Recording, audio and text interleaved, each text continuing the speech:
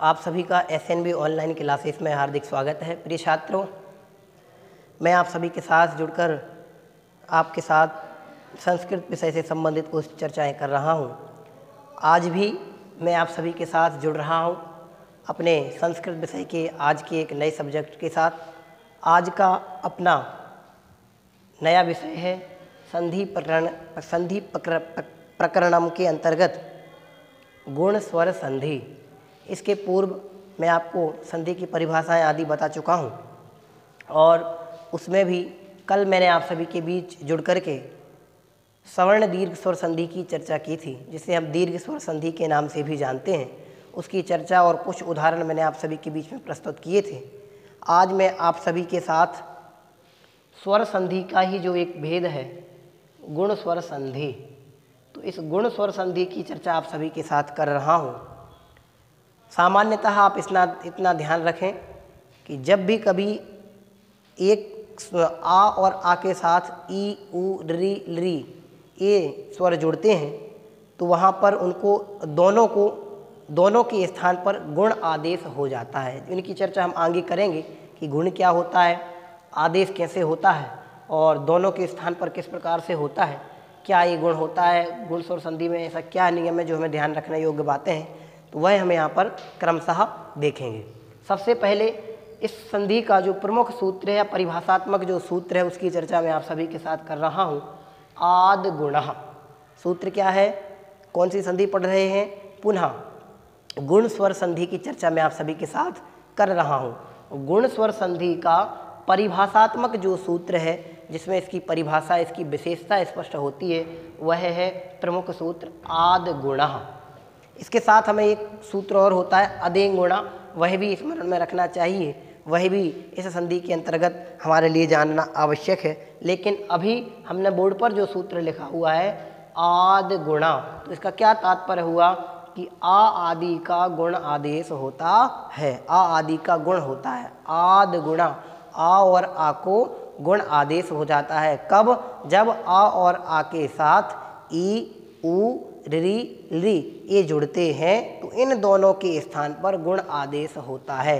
किसके स्थान पर क्या आदेश होता है उसकी बात मैं आगे भी करूँगा। इस सूत्र को ही स्पष्ट करने के लिए इसी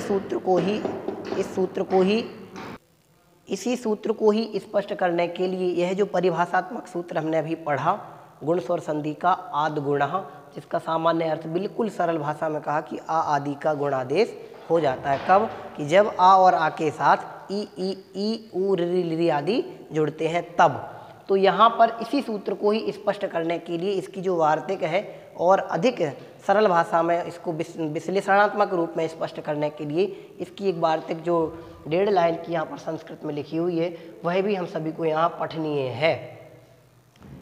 यह यहाँ पर लिखा हुआ है अवर्णादचि, बोर्ड पर ध्यान दीजिएगा और आप लोग इन दोनों सूत्र को और इस वार्तिक को अपनी नोटबुक में नोट कर सकते हैं। गुण स्वर संधि हेडिंग डालने के बाद सूत्र को आद गुणा, अब इसका विश्लेषणात्मक जो रूप है वार्तिक जिसे अपन कह सकते हैं, क्या लिखा है, अवर्णादचि परे पूर्व परयो रेको गुण आदेशः स्यात्। पुनः पढ़ेंगे एक बार, अवर्णादचि परे पूर्व परयो रेको गुण आदेशः स्यात्। क्या कहा? पूर्व परयो रेको गुण आदेशः स्यात्। ठीक है, तो इसका मतलब क्या हुआ, अवर्णात् अचि, अपन इसको अलग अलग करेंगे, अवर्णात् अचि परे पूर्व परयोः एकः गुण आदेशः स्यात्। इनको विच्छेद करके पढ़ेंगे तो यह चीज़ अपन को स्पष्ट ख्याल में होगी। क्या? आवर्णात् अर्थात आवर्ण से अचि परे, अचि परे मतलब ई उ री री, अच में सारे स्वर आ जाते हैं, आई ओण लिक ए ओंग ए औच। अचि परे मतलब लिक ए ओंग आई औच। तो इन सब के पूर्व, इन सब के बाद, आ और आ के बाद ई उ री के रहने पर इन दोनों के स्थान पर एक गुण आदेश स्यात्, एक गुण आदेश हो जाता है। क्या मतलब हुआ? जो बात मैंने पहले कही थी कि आ और आ के बाद ई उ री री ए मिलने पर इन दोनों के स्थान पर एक गुण आदेश हो जाता है।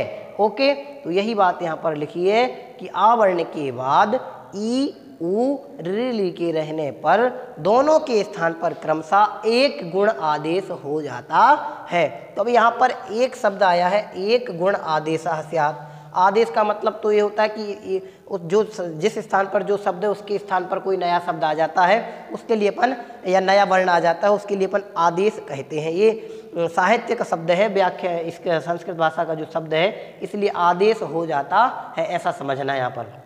लेकिन एक जो मूल शब्द है गुण, चूँकि गुण स्वर संधि की चर्चा कर रहे हैं, तो इस गुण से क्या तात्पर्य है, गुण के कौन से स्थान पर किन वर्णों के स्थान पर कौन सा गुण आदेश होगा, तो गुण से क्या तात्पर्य है, गुण स्वर संधि में जो अपन को स्मरण में रखने योग्य है वह 4 वर्ण है। ध्यान रखना, गुण से तात्पर्य है ए ओ अर अल।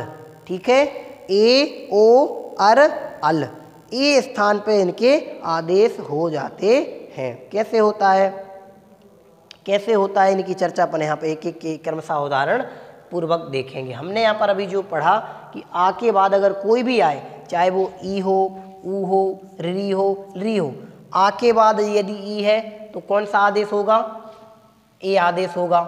यहाँ पर सारे नियम मैंने लिखे हुए हैं। आ के बाद यदि ई है तो भी ए आदेश होगा, आ के बाद यदि ई है तो भी ए आदेश होगा, आ के बाद ई है तो भी ए आदेश होगा, आ के बाद ई है तो भी ए आदेश होगा। तो ये कंडीशन एक लाइन में 8 सूत्र लिखे हुए हैं आपको स्मरण में रखने के लिए। बिल्कुल इस संक्षेप में मैंने लिखे हुए हैं, आप इनका विश्लेषण करेंगे तो आ प्लस ई भी होगा, आ प्लस ई भी होगा, ठीक है ना, फिर आ प्लस ई होगा, बराबर, फिर आ प्लस ई भी होगा। तो इस प्रकार से दोनों के 4 दूनी 8 रूप ये बन के जाएंगे। तो आपको ये इन दोनों के माध्यम से स्मरण में रखना है, बराबर। तो ये ऐसे आदेश होगा, लेकिन ध्यान क्या रखना है कि जब भी आ या आ के बाद ई जुड़ता है या ई आता है तो उन दोनों के स्थान पर ए आदेश हो जाता है, बराबर। इसके कुछ गुण स्वर संधि के अंतर्गत यहाँ पर लिखे हुए हैं, ए गुणादेश हो जाता है। तो इनके कुछ उदाहरण यहाँ पर लिखे हुए हैं आ और ई को समझने हेतु। तो यहाँ पर हम जो पहला रूप देख रहे हैं आ प्लस ई, इनके दोनों के रहने पर क्या आदेश होता है, इन दोनों के स्थान पर ई आदेश, आ और ई के स्थान पर ए आदेश हो जाता है। तो हम यहाँ पर देखेंगे एक उदाहरण के माध्यम से, ना प्लस इति। तो ना के साथ आ जुड़ा हुआ है क्योंकि यह एक मिश्र वर्ण है, 2 मिश्र वर्ण है, 2 इसमें मिले हुए हैं, बराबर, स्वर के साथ सम्मिश्रित है, इसलिए यहाँ पर ध्यान रखें कि ना प्लस इति, तो आ और ई मिलेंगे तो क्या आदेश हो जाएगा, ए आदेश होगा। ये हम चूंकि यहाँ पर पढ़ चुके हैं, तो यहाँ पर ना प्लस इति बराबर क्या हो जाएगा, नेति। ऐसे ही चारों उदाहरण आपको समझने हैं। ओके, नेक्स्ट है यथा प्लस यदम। क्या है, यथा प्लस यदम, तो इसका पूरा शब्द क्या बनेगा, यथेदम। क्या बनेगा, यथेदम। अब यहाँ पर भी ध्यान रखें क्या कंडीशन बनी कि आ और प्लस ई, ये दोनों मिलकर के क्या हो गए, ए आदेश हो गया, बराबर। नेक्स्ट लोक धन ईसा, लोक धन ईसा बराबर लोकेशा। तो यहाँ पर भी परिस्थिति क्या बनी कि इसके बाद यहाँ पर आ प्लस ई मिल गया, आ और ई मिला तो क्या बन गया, ए आदेश हो गया। तो शब्द क्या बन गया, लोक धन ईसा बराबर लोकेशा। ऐसे ही महाधन ईसा बराबर महेशा। आ और ई, बड़ा आ और बड़ी ई दोनों के मिलने पर भी क्या आदेश हुआ, बड़ा आ और बड़ी ई, इन दोनों के मिलने पर भी कौन सा गुण आदेश होगा, ए ही गुण आदेश होगा। एक दोनों के स्थान पर, इन दोनों के स्थान पर यह ही आदेश गुणादेश होगा। इसलिए यहाँ पर क्या हो गया, महाधन ईसा बराबर महेशा। ध्यान रखें कि गुणादेश होने पर इनमें से आ के बाद ई, आ या आ के बाद ई है तो ए आदेश होगा, ऊ है तो ओ आदेश होगा, री है तो अर आदेश होगा, और री है तो अल आदेश होगा। इस प्रकार से गुण स्वर संधि में स्मरण रखने के लिए ये चारों वर्ण अपने को स्मरणीय हैं, पठनीय हैं। बराबर कौन कौन से? ए, ओ, अर, अल। ये जहाँ भी आपको इनके उच्चारण ध्यान में आए, उच्चारण ख्याल में आए, तो आप समझना कि यहाँ पर गुण स्वर संधि है। ठीक इसी प्रकार से आ के साथ ऊ के कुछ उदाहरण लिखे हुए हैं। आ के साथ ऊ होगा तो भी गुणादेश होगा।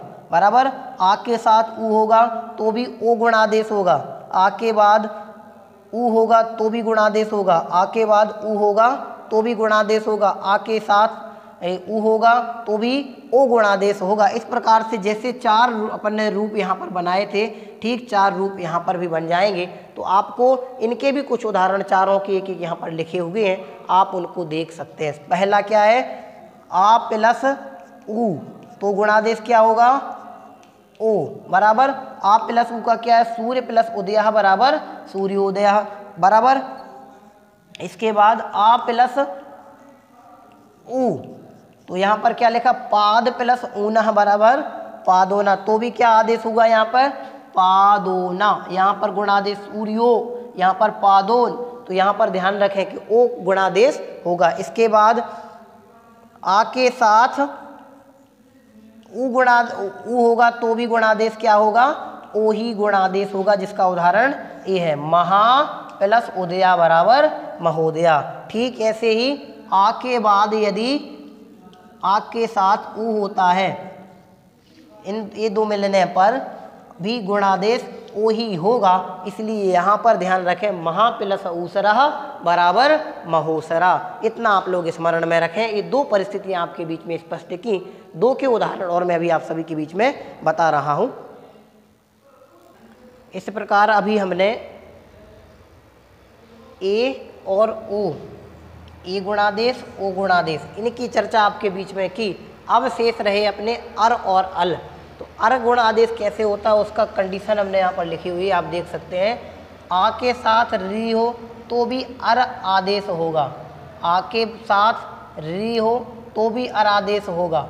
आ के साथ री हो तो भी अर गुणादेश होगा। आ के साथ री हो तो भी अर गुणादेश होगा। इनके उदाहरण कुछ हमने देखे। ये वाला प्रायोगिक रूप री, जो छोटा री होता है, उसका प्रयोगात्मक रूप ज़्यादा द्रष्टव्य होता है। इसका प्रयोग बहुत कम देखने में आता है, इसलिए इसके उदाहरण हमने यहाँ पर कुछ लिखे हुए हैं, आप देख सकते हैं। ब्रह्म प्लस ऋषि बराबर ब्रह्मर्षि, ब्रह्मर्षि। ब्रह्म प्लस ऋषि बराबर ब्रह्मर्षि।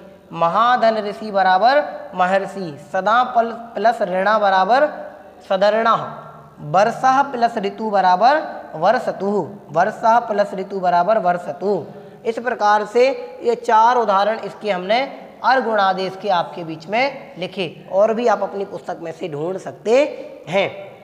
इसी क्रम में अल गुणादेश कैसे होता है, एक कंडीशन कल बताई थी कि री का कोई दीर्घ रूप नहीं होता है, यह ही दीर्घ है, यह ही ह्रस्व है, इसका सिर्फ एक ही रूप रहता है। इसलिए इसकी कुछ कंडीशन यहाँ पर, दो कंडीशन यहाँ पर लिखी हुई हैं। आ के साथ ली हो तो भी अल आदेश होगा, आ के साथ ली हो तो भी अल गुणादेश होगा। इसका उदाहरण यहाँ पर लिखा हुआ है। तव प्लस लकारः बराबर तवल्लकारः। क्या लिखा है? तव प्लस लकारः बराबर तवल्लकारः। मम प्लस लकारः बराबर ममलकारः। क्या? मम प्लस लकारः बराबर ममलकारः। इस प्रकार से आज मैंने आप सभी के बीच में गुण स्वर संधि की चर्चा की।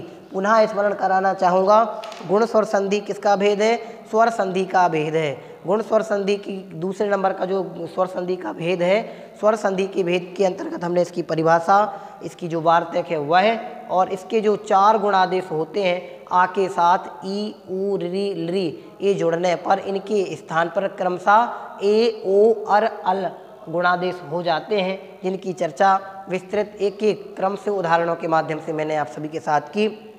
आप सभी से गुजारिश है कि इस वीडियो के माध्यम से आप और भी गुण स्वर संधि का प्रयोगात्मक रूप स्वयं हल करें। आप अपनी पाठ्य पुस्तक के माध्यम, पाठ्य पुस्तक का सहारा लेकर के, आधार लेकर के इस प्रकार की और भी परिस्थितियां आपको जिन शब्दों में नजर आए उनको नोट करते जाएं और स्वयं उनको हल करने की कोशिश करें। यदि फिर भी किसी प्रकार का डाउट्स आपको रहता है तो आप उसको नोट कर लें।